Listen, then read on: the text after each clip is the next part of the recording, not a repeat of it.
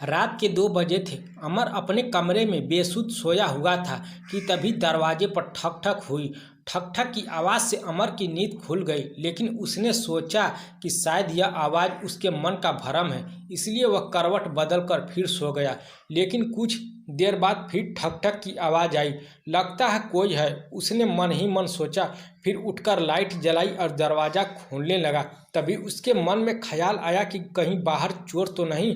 यह ख्याल आते ही वह थोड़ा सहम सा गया। फिर उसने धीरे से पूछा, कौन है? मैं हूँ। बाहर से किसी लड़की की मीठी सी आवाज़ आई। अमन ने दरवाज़ा खोल दिया। सामने पारो को खड़ा देखकर वह हैरान होकर बोला, अरे तुम? क्यों, कोई अनहोनी हो गई क्या? पारो ने मुस्कुराते हुए बोली। अमर ने देखा कि पारो नारंगी रंग का सलवार सूट पहने हुए थी। पारो की आंखों में एक अनोखी मस्ती थी।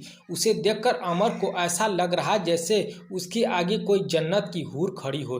तभी पारो धीरे धीरे कमरे के अंदर आई। उसकी आंखों में अपनेपन और स्नेह की झलक साफ दिखाई दे रही थी। वह अमर के करीब पहुंची और उसे अपने गले से लगा लिया। उस पल दोनों कुछ देर तक खामोश रहे, मानो शब्दों की जगह उनकी भावनाएं एक दूसरे से बात कर रही हो। पारो के स्नेह भरे स्पर्श और अपनेपन से अमर के मन को गहराई तक छू लिया। वह उन अनकहे एहसासों में ऐसा खो गया कि कुछ पल के लिए आसपास की दुनिया से बेखबर हो गया।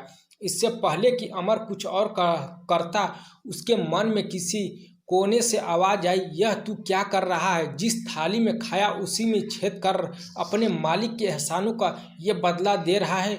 लेकिन मैंने तो पहल नहीं की, पारो खुद ऐसा चाहती है, तभी तो इतनी रात गए मेरे पास आई है। उसने सोचा और खुद पारो को अलग करते हुए बोला, पारो अब तुम चली जाओ और फिर कभी मेरे करीब मत आना। क्यों, ऐसे ही चली जाऊं? पारो ने प्यासी नज़रों से अमर को देखा। अमर के दिमाग में एक एक करके पिछली बातें घूमने लगी। अमर बीए पास होकर भी बेरोजगार था। उसने कई इंटरव्यू दिए पर कहीं भी कामयाब नहीं हुआ। आखिर में निराश होकर उसने एक दोस्त के कहने पर गाड़ी चलाना सीखा और बतौर ड्राइवर डॉक्टर भुवनेश की कार चलाने लगा। अमर की मेहनत और ईमानदारी से खुश होकर भुवनेश उसे बेटे की तरह मानने लगे और उसकी हर ज़रूरत को फौरन पूरा कर देते। पारो डॉक्टर भुवनेश की इकलौती बेटी थी। वह बहुत शोक चंचल और खूबसूरत थी। वह हमेशा अपनी अदाओं से अमर को रिझाती, पर अमर मन से उसे अपनी बहन मानता था। और पिछले रक्षाबंधन पर पारो ने उसको डॉक्टर भुवनेश ने अपने घर के पिछवाड़े वाला कमरा अमर को रहने के लिए दिया था। वह वहीं रात बिताता और दिन में डॉक्टर साहब की कार चलाता। इधर कुछ दिनों से अमर महसूस कर रहा था कि पारो की नीयत ठीक नहीं है। वह तरह तरह से उसे अपने जाल में फंसाने की कोशिश कर रही थी। पिछले हफ्ते की बात है। डॉक्टर भुवनेश अमर से बोले, अमर, पारो अपनी कुछ सहेलियों के साथ पिकनिक पर जा रही है, तुम सबको कार से ले जाओ, ध्यान रखना किसी को कोई तकलीफ न हो। जी, अमर ने बस इतना ही कहा। अमर ने कार निकाली तो पारो कार पर सवार होकर चल पड़ी। कहाँ जाना है? तभी अमर ने पारो से पूछा। पारो बोली, होटल मयूरी। क्या तुम होटल में पिकनिक मनाओगी? तुम्हारी सहेलियां कहाँ रह गई? अमर ने पूछा। पिकनिक वाली बात मनगढ़ंत थी, मैंने पापा से झूठ बोला था। पारो हंसते हुए बोली, पहले तुम एक कमरा तो बुक कराओ। अमर ने हैरानी से पारो की ओर देखा और कमरा बुक कराने होटल की ओर चल गया। जब दोनों कमरे में आए तो पारो ने कहा, अमर, कुछ नाश्ता मंगाओ। थोड़ी देर बाद दोनों नाश्ता कर चुके तो पारो रुमाल से हाथ पोंछते हुए अमर के और करीब खिसक आई और बोली, कुछ बात नहीं करोगी? कौन सी बात? वही जो आधी रात के समय पति पत्नी के बीच होती है।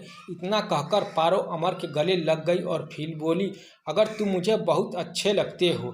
अमर गुस्से में बोला, पारो होश में आओ, एक भले घर की लड़की का इस तरह से बहकना ठीक नहीं है।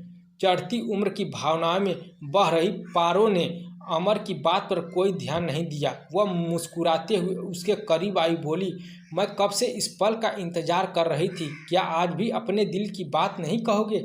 इतना कहकर उसने अमर का हाथ थाम लिया और उसे अपने करीब खींच लिया। अमर कुछ पल के लिए निःशब्द रह गया। दोनों की आंखों में अनकहे जज्बात थे जो बिना शब्दों के ही एक दूसरे तक पहुंच रहे थे।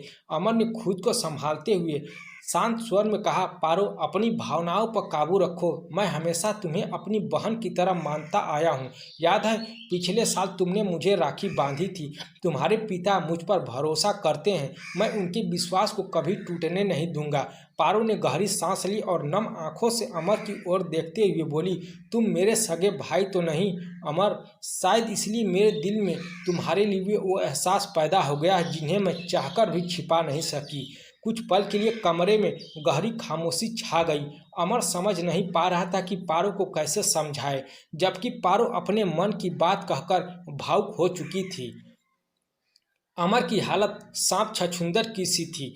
वह पारो से छिटक कर दूर जा खड़ा हुआ, फिर गिड़गिड़ाते हुए बोला, पारो तुम इस तरह की हरकतें करके मुझे मत भड़काओ, वरना कुछ गलत कर बैठूंगा। इतना कहकर अमर ने पारो को कपड़े पहनकर आने को कहा और वह कार में जा बैठ गया।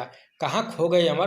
तभी पारो ने अमर को टोका तो वह चौंक कर उसे देखने लगा। पारो मुझ पर रहम करो, तुम जल्दी यहाँ से चली जाओ, मैं कमज़ोर हो रहा हूँ, अमर गिड़गिड़ाते हुए बोला। तभी दूसरे कमरे से खांसने की आवाज़ आई और पारो अपने कमरे की ओर भाग गई। अमर ने अब चैन की सांस ली। अगले दिन अमर का कुछ अता पता नहीं था। डॉक्टर भुवनेश ने कमरे की तलाशी ली तो एक चिट्ठी मिली। उस चिट्ठी में लिखा था, मैं आपकी नौकरी छोड़कर जा रहा हूँ, कृपया परेशान न होइएगा और नहीं मुझे खोजने की कोशिश कीजिएगा, आपका अमर। चिट्ठी पढ़कर डॉक्टर भुवनेश हैरान रह गए। अमर का इस तरह बिना कुछ बताए जाना उनकी समझ में नहीं आ रहा था। पारो को जब यह बात मालूम हुई तो